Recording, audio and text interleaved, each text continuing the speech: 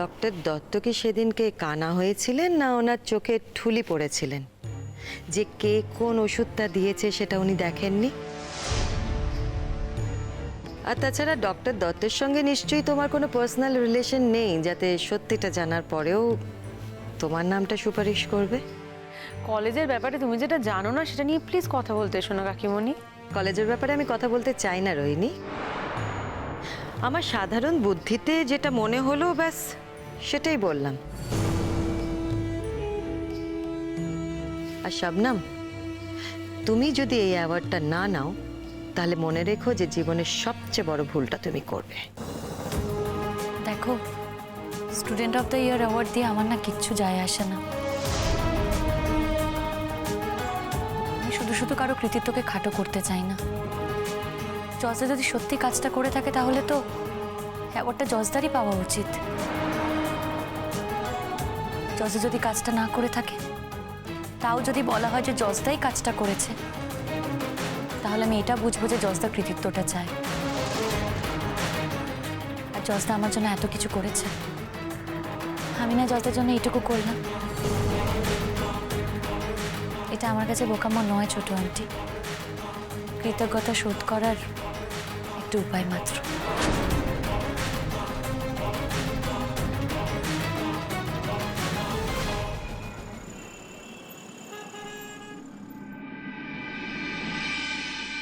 শুভ সন্ধ্যা, সকলকে স্বাগত।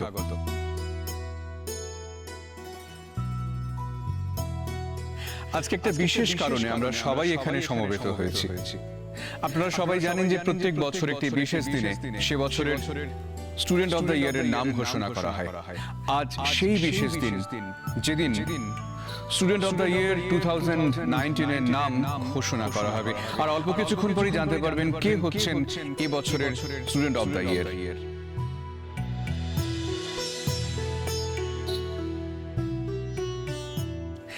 প্রত্যেক বছর যে বা যিনি স্টুডেন্ট অফ দ্য ইয়ার হন, তার ইন্সপিরেশনাল স্পিচ, তার উপস্থিতি, তার সতীর্থ, তার সহপাঠী বা অন্যান্য ছাত্রছাত্রীদের উজ্জীবিত করে, অনুপ্রাণিত করে। তার কারণ প্রত্যেক বছর যাকে স্টুডেন্ট অফ দ্য ইয়ার বলে ঘোষণা করা হয় তার এমন কোন একটা কন্ট্রিবিউশন থাকে যা উল্লেখ করার মতন। আর এভাবেই মেডিকেল কলেজ তার ঐতিহ্য বহন করে চলেছে।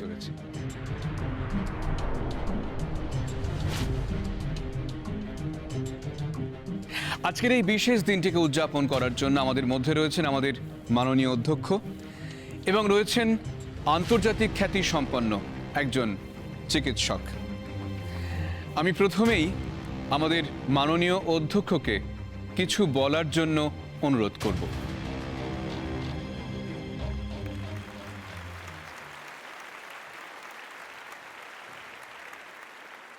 এখানে উপস্থিত সমস্ত ছাত্রছাত্রীদের আমার স্নেহ, ভালোবাসা এবং আশীর্বাদ। আর আমাদের ডাকে আজ এখানে যারা উপস্থিত হয়েছেন সেই সমস্ত অতিথিদের আমাদের পক্ষ থেকে ধন্যবাদ এবং অভিবাদন। আমাদের এই মেডিকেল কলেজের ট্র্যাডিশন মেনে আমরা প্রতি বছর একজনকে best student of the year এই অ্যাওয়ার্ড দিয়ে থাকি। আমরা এই অ্যাওয়ার্ড এমন একজনকে দিই তিনি খুব যোগ্য, চিকিৎসা শাস্ত্রের প্রতি তার আনুগত্য অপরিসীম। শুধু আনুগত্য নয়, তার বিশ্লেষণী ক্ষমতা, সিদ্ধান্ত নেবার সাহস, এর সঙ্গে যদি চিকিৎসা শাস্ত্র নিয়ে পড়াশোনা জড়িয়ে থাকে তাহলে সে মানব কল্যাণে নিজেকে অনেক বেশি নিয়োজিত করতে পারবে। আমরা এই সমস্ত বিচার করেই এই বছরের best student of the year নির্বাচিত করেছি।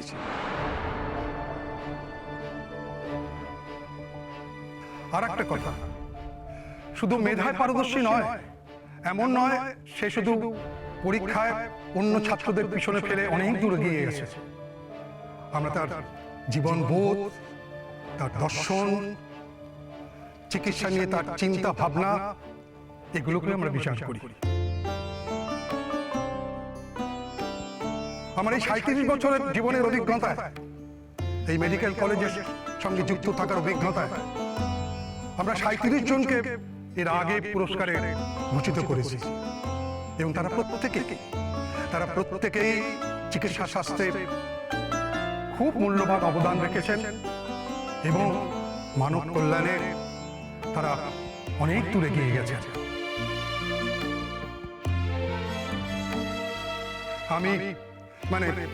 আমরা তাদের নিয়ে গর্বিত।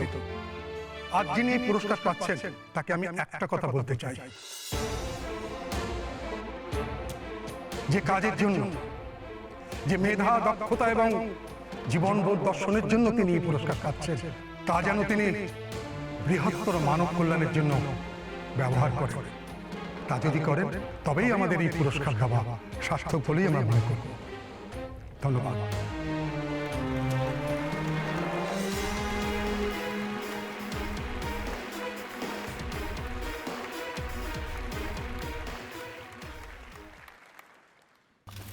এই রোহিণী, বলছি তোমরা যে সকাল থেকে এত আন্দোলন করলে, তা কিছু চেঞ্জ করা গেল? দেখো, আমরা তো সব পিটিশন সাইন করে স্টুডেন্টদের থেকে সাইন জোগাড় করে প্রিন্সিপালের কাছে পাঠিয়েছি, জমা করেছি। এবার অ্যানাউন্সমেন্ট একটা যখন হয়ে গেছে, অ্যাওয়ার্ড তো দিতেই হবে সেই অনুযায়ী। তবে কে পাবে অ্যাওয়ার্ডটা ফাইনালি, সেটা কিন্তু সত্যি এখনো বলা যাচ্ছে না। শাবনাম অ্যাওয়ার্ডটা নাও পেতে পারে দেখলে। এরপরেও যদি শাবনাম পায় তাহলে জানবো চূড়ান্ত ম্যানিপুলেশন হয়েছে, এবং সেই ম্যানিপুলেশনটা যদি হয় তাহলে আমি তো এখানে চুপ করে বসে থাকবো না। আমি গিয়ে স্টেজে উঠে আমার যা বক্তব্য পরিষ্কার করে জানাবো। শুধু আমি ক্ষেপে আছি এমন নয় গো, আমাদের স্টুডেন্ট ফান্ডের অনেকে ক্ষেপে রয়েছে এই ব্যাপারটা নিয়ে। দেখো দেখো কি হয়। মানে আমার না খুব টেনশন হচ্ছে, জানো তোমার। টেনশন করার কি আছে? আরে টেনশন কেন হচ্ছে? একটা অনুষ্ঠান চলছে, অনুষ্ঠানটা হতে দাও। নিশ্চয়ই কিছু না কিছু। কি ব্যাপার বলো তো? যশ ওরকম মন মরা হয়ে ওখানে বসে আছে কেন? আপসেট হয়ে গেছে বেচারা। খুব স্বাভাবিক না বলো তো? একজনের কৃতিত্ব যদি আরেকজন পুরোটা হজম করে নিতে চায় শুধুমাত্র একটা অ্যাওয়ার্ডের জন্য, এত করেছে ছেলেটা, এটা কেউ মেনে নিতে পারে কখনো? এটা মেনে নেওয়া যায়? এই পুরস্কারটা কে পাবে বলো তো? শবনম পাবে তো? অবশ্যই শাবনাম পাবে। আরে বাবা, শাবনাম পাবে বলে তো আমরা দেখতে এসেছি। আর যদি ও না পায় তাহলে বুঝতে হবে যে ব্যাকবাইটিং হয়েছে, মানে ওর পাওনা থেকে ওকে বঞ্চিত করা হচ্ছে, বুঝেছো?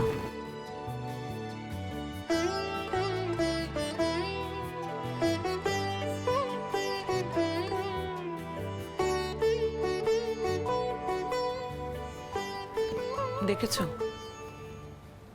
শবনমটা কেমন বদলে গেছে? দূর থেকে দেখে একটু হেসে বললো তোমরা বসো, চলে গেল। তারপর আমাদের কাছে হলো না একটু। ভালো করে ভেবে দেখেছো তো? তুমি বদলে যাওনি তো?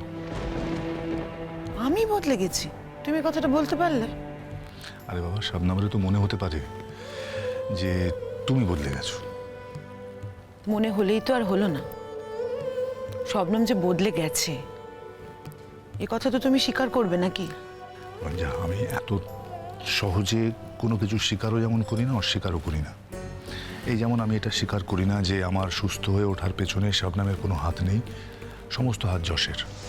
ঠিক তেমনিভাবেই আমি এটাও স্বীকার করি না যে শাবনাম এত তাড়াতাড়ি বদলে গেছে। তুমি স্বীকার করো বা না করো, যেটা সত্যি সেটা তো সত্যি। শবনম তোমার একটা মারাত্মক ক্ষতি করে দিয়েছিল। যশ তো ওষুধ বলে এসেছিল, তার কারণ একটু আগে রোহিণী আর যশ এসে আমাদের বলেছিল শবনম তোমার একটা সাংঘাতিক ক্ষতি করতে যাচ্ছে। আচ্ছা রঞ্জা, তুমি এত তাড়াতাড়ি ক্যারেট কেন হয়ে যাও? তুমি শাবনামকে চেনো না? কি আশ্চর্য, এখানে চেনা না চেনার প্রশ্ন আসছে কেন বলো? শবনম ভেবেছিল যে ওই ওষুধটাই ঠিক, সেই জন্যই ও জেদ করেছিল। আমি তো বলছি না যে ও তোমার কোনো ক্ষতি করার জন্য এই জেদটা করেছিল।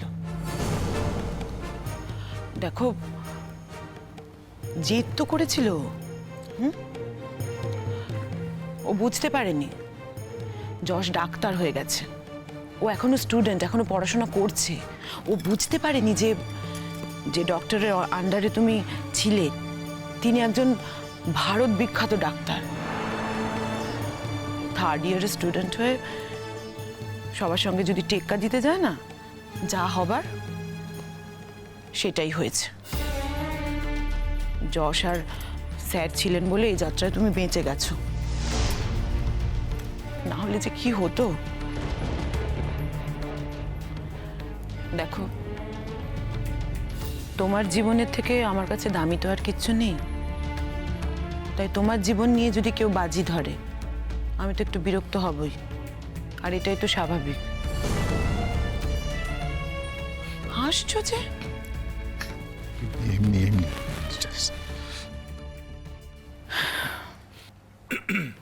দেখো, শবনম যদি প্রাইজ পায় একদিক থেকে আমি কিন্তু খুব খুশি হব। আমি নিজের হাতে করে শবনমকে মানুষ করেছি, কিন্তু যে কাজটা ও করেছে সেই কাজটা কিন্তু শেষ পর্যন্ত স্যার আর যশ নিজেদের হাতে তুলে নিয়েছে। তাহলে সেই কাজটার জন্য শবনম প্রাইজ পেয়ে যাবে, রোহিণীর এই যুক্তিটাও কিন্তু খুব একটা ভুল নয়। দেখো, আমি এক্ষুনি কোনো কিছু বলবো না, বলতে চাইও না। আর একটু পরেই তো জানতে পারবে কে প্রাইজটা পাচ্ছে, তাই না? আর এটাও দেখো, এটা ভেবে দেখো যে আমি যে স্যারের আন্ডারে ছিলাম, মানে যে আমার ট্রিটমেন্টের দায়িত্বে ছিলেন যিনি, তিনি কেন কিছু বলছেন না? তিনি কেন চুপ করে আছেন? আমাকে তো রোহিণী বলছিল যে ওই শবনমের প্রাইজ পাওয়া নিয়ে খুব গন্ডগোল হতে পারে। আমারও মনে হচ্ছে দেখো কিছু না কিছু হবে, আর শবনম প্রাইজ পেলে তো ওই রোহিণীরা ছেড়ে দেবে না। দেখা যাক। রঞ্জা, কারোর যদি যোগ্যতা থাকে তাহলে হাজার চেষ্টা করলেও তাকে দমানো যাবে না। মানে হ্যাঁ, এটা হতে পারে যে হয়তো প্রাইজটা পেতে দিল না, কিন্তু যোগ্যতা কি হবে? যোগ্যতা তো কেউ আটকাতে পারবে না, তাই না? মন দিয়ে দেখো, দেখো না।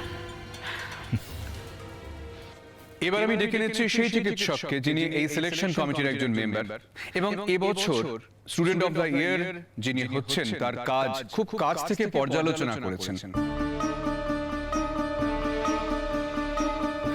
তাকে ডেকে নেব দু কথা বলার জন্য।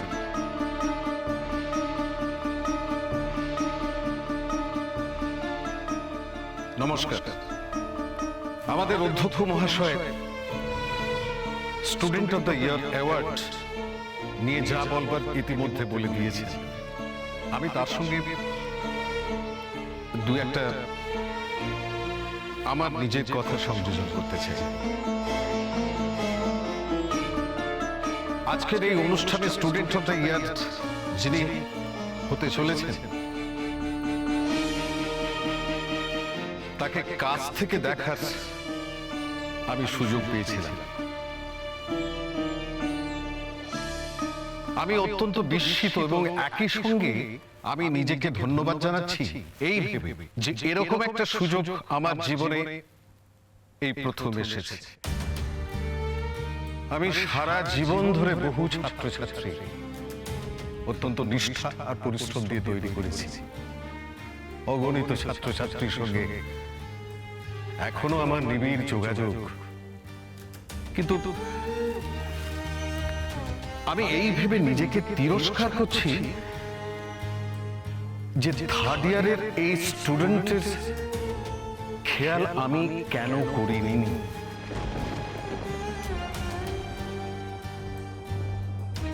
আমার কেন নজর ছিল না, কেন আমি নজর দিতে পারিনি? যদি আমি সঠিকভাবে সেই নজর দিতে পারতাম তাহলে আমি নিশ্চিত এই স্টুডেন্ট আরো অনেক আগেই তার প্রতিভা উন্মোচিত করতে পারত।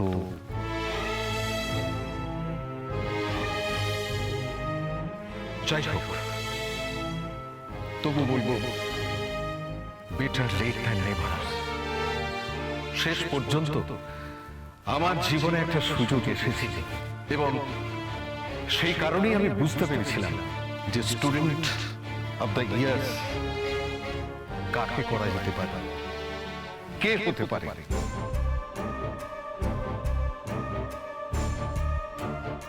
আপনাদের কাছে অসংখ্য ধন্যবাদ।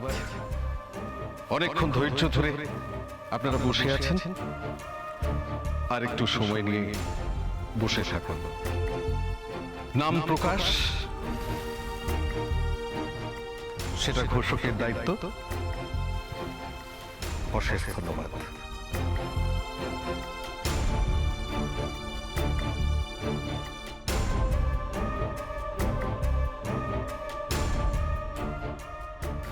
বুঝলে শবনম, রোহিণীরা আন্দোলন করেছিল, কিচ্ছু লাভ হয়নি।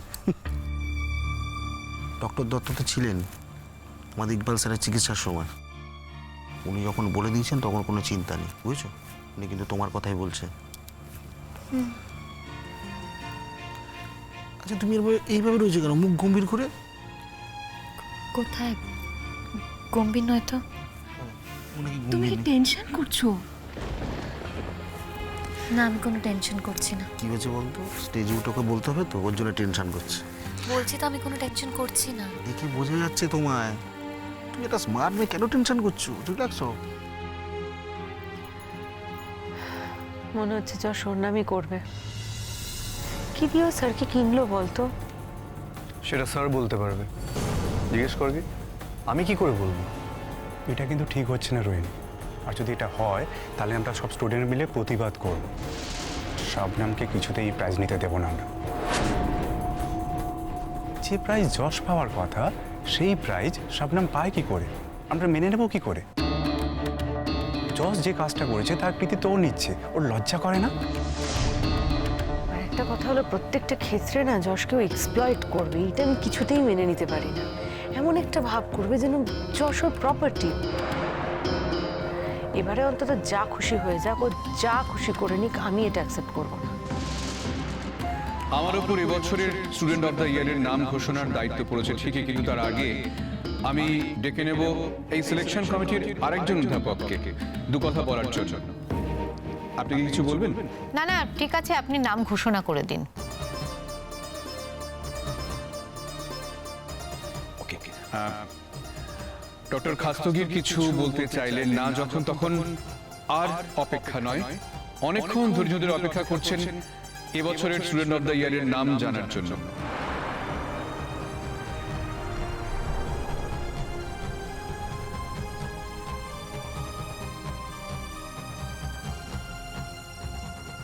এবছরের student of the year award পাচ্ছেন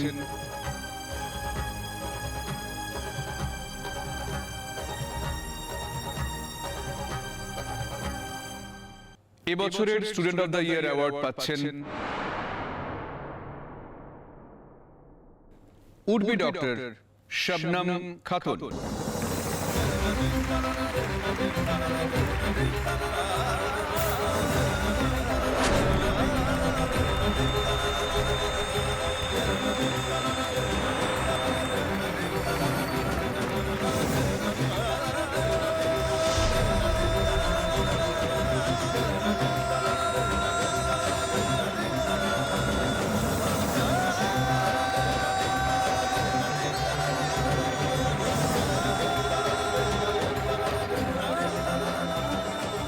অপেক্ষার প্রহর গোনা শেষ, স্টুডেন্টস অফ দ্য ইয়ারের নাম সবার জানা হয়ে গেছে। এবার নিশ্চয়ই তাকে একবার মঞ্চে দেখতে ইচ্ছে করছে তার দু চারটে কথা শুনতে।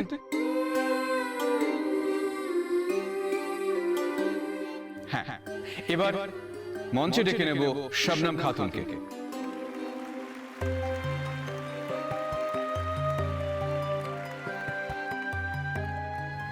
যশ, তুই যদি কিছু না বলিস এবার, সিরিয়াসলি আমি মঞ্চে উঠে আমার বক্তব্য রাখতে কিন্তু বাধ্য হব। একদম ঠিক বলেছিস Rohini, this is high time. যদিও অবজেকশন করতে হয় তাহলে সেটা এখনই করতে হবে। না না, আমি একটা কথা কিছুতে বুঝে উঠতে পারছি না, ডক্টর দত্ত এটা অ্যাকসেপ্ট করলেন কি করে? স্টেজে উঠে ডক্টর দত্ত কি সবটা ভুলে গেলেন নাকি? এটা অন্যায়, এটা ক্রাইম, এটা হতে পারে না যশ।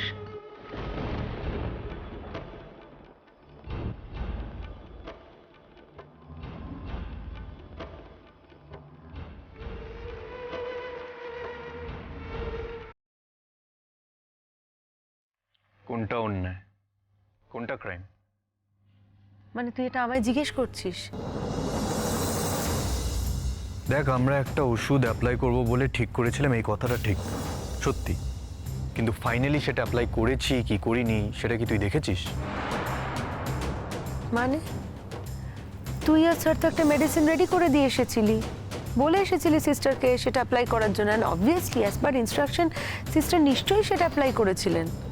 অ্যাপ্লাই করেছিলেন আর আমি দেখেছি, এই দুটোর মধ্যে কিন্তু অনেক পার্থক্য আছে, আর এই ছোট্ট পার্থক্য দিয়ে না অনেক কিছু অদল বদল হয়ে যেতে পারে।